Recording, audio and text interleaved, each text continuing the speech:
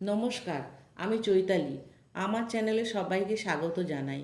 আজ আমি রান্না করেছি রুই মাছের দো পেঁয়াজা। তাই জন্য আমি এখানে 3 পিস রুই মাছ নিয়ে নিয়েছি। মাছের মধ্যে নুন, হলুদ গুঁড়ো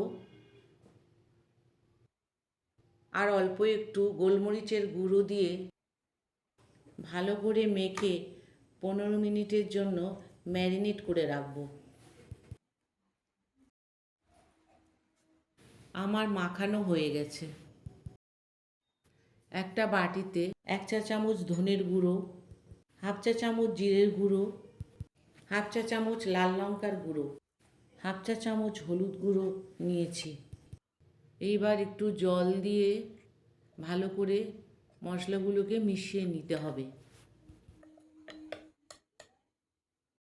এখন কড়াইতে সর্ষের তেল দিয়ে দিলাম। তেল গরম হলে পাখির মতন কেটে রাখা পেঁয়াজগুলোকে ভেজে নেব। হালকা ভাজা হয়েছে, এবার পেঁয়াজগুলোকে তুলে নিয়ে এক সাইডে রেখে দেবো, পরে ব্যবহার করব। ওই তেলে মাছগুলোকে ভেজে নিচ্ছি।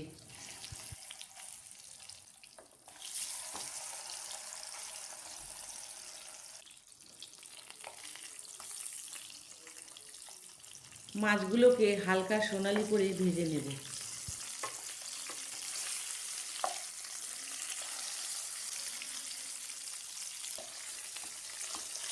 ভাজা হয়ে গেছে, এবার মাছগুলোকে তুলে নিচ্ছি।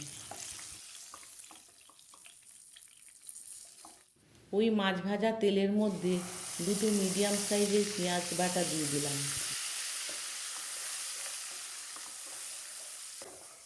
একটু নেড়ে নিয়ে হাফ চামচ আদা বাটা, হাফ চামচ রসুন বাটা দিয়ে দিচ্ছি। এখন পেঁয়াজ বাটা, আদা রসুন বাটা ভালো করে ভেজে নিতে হবে। ভাজা হয়ে গেলে জলে গুলে রাখা মশলার মিশ্রণটা দিয়ে দেব।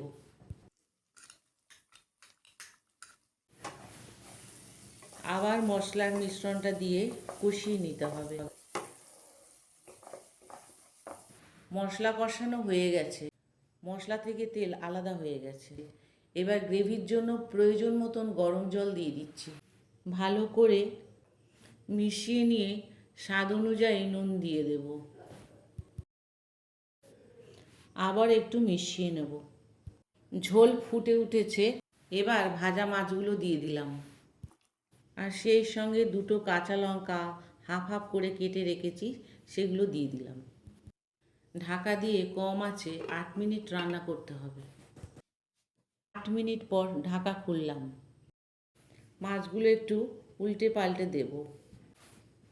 তারপর ভাজা পেঁয়াজগুলো দিয়ে ঢাকা দিয়ে কম আঁচে 2 মিনিট রান্না করব। 2 মিনিট পর ঢাকা খুলে 1 চিমটে গোলমরিচের গুঁড়ো আর হাফ চা চামচ গরম মশলার গুঁড়ো দিয়ে গ্যাস বন্ধ করে ঢাকা দিয়ে রেখে দেবো মিনিট 5। তৈরি হয়ে গেল রুই মাছের দো পেঁয়াজা। এই ভিডিওটি কেমন লাগলো আমাকে কমেন্টে জানাবেন আর লাইক, শেয়ার, সাবস্ক্রাইব করে আমার পাশে থাকবেন। ধন্যবাদ।